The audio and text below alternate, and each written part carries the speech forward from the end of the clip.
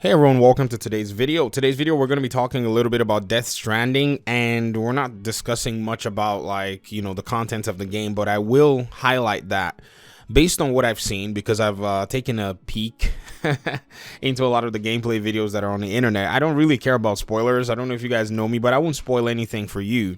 But what I've noticed is this game seems to be, from the almost 2 hours of gameplay that I watched shamelessly, it seems to be very story driven, heavily based on a narrative.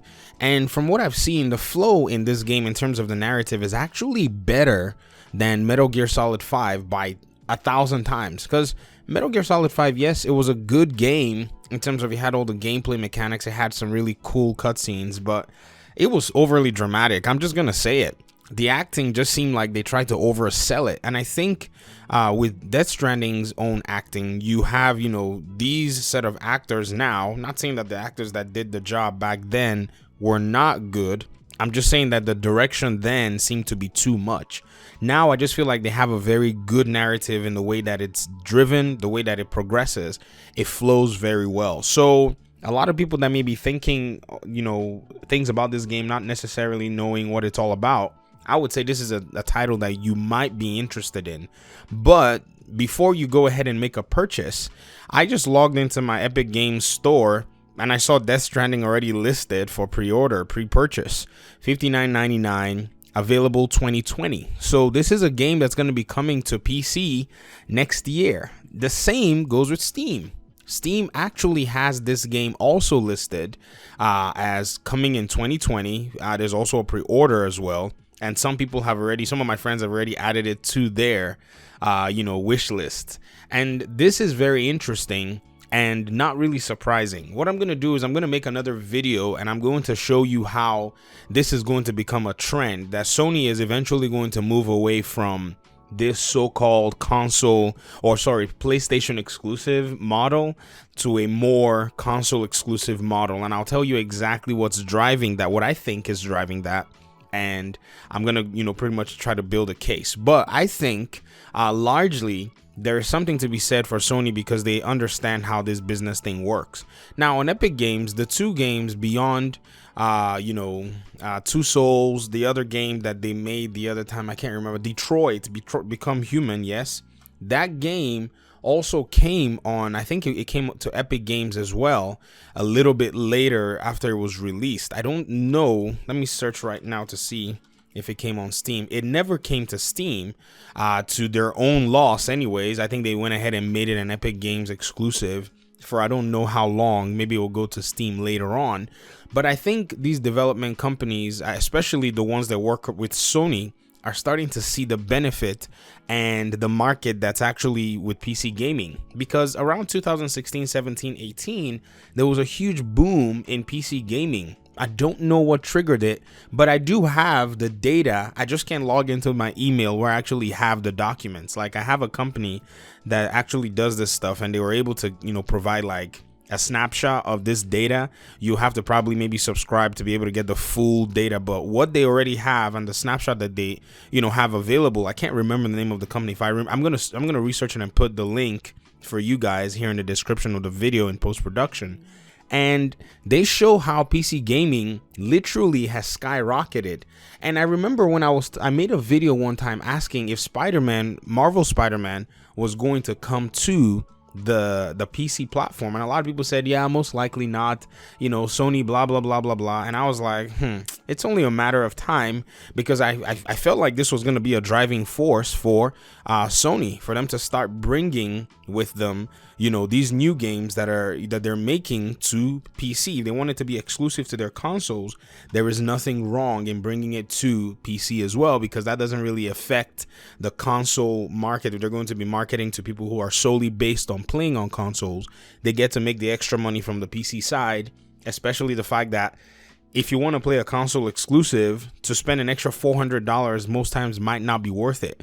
But Spider-Man did push some consoles, and I can see how, that was probably a thing. They left it there so that they could sell some consoles as well. They wanted that to be a console seller. But if you think about it right now, with the way the console generation of PS4 is closing and winding down, it makes no sense for them to keep any console exclusives.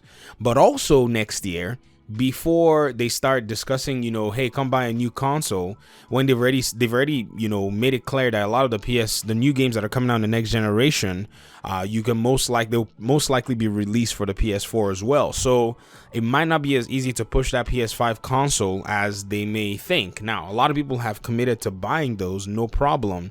But there are still going to be people who have, some reservations as well in terms of, making that purchase and going that direction. So, largely, I think Sony is making the right move, bringing their title to PC, their titles to PC, but they need to start, making sure that they're not just playing this Epic Games exclusivity. And I commend Kojima Studios for putting the game on the PC platforms that are right now prominent and just letting gamers choose where they want to buy it. But I think this will overwhelmingly sell for those who are interested on Steam, because Rockstar, with their Red Dead Redemption fiasco, they didn't do it right. And so people want to play on just one launcher with little issues. And so I think Steam is going to be the place of choice for a lot of people to purchase the game. And the market factors are going to dictate how this game does on PC. So if you're looking towards buying the game, I was contemplating buying the console version, but now it's a no. I'll just wait till it comes out on PC, and maybe even wait a little bit for a sale. Here it says summer 2020, so that looks like way deep down into the entire cycle of the game. They're probably gonna wait for it to actually sell and close out some, maybe the sales to kind of maybe flatline, or maybe even, I don't know, drop or something. But this is a very good thing. I think taking advantage of the already existing market of PC games and PC gamers is a smart move for Sony, because I'm on team Sony, for this generation, and I'm hoping, that they make the wise choices, because to be very honest, Microsoft seems like it's going to close down on them in the next generation. And I'm going to share my reasonings. I'm going to share why in a separate video that I've been itching to make, because nobody asked me, so I'm just itching to make it. I'm going to make it. And so this is what I'm seeing. And so there we go. That's all I have. Just putting this out there for those of you who may not know. I think this was already said in the news, but it's now right here. It's sitting on two PC stores.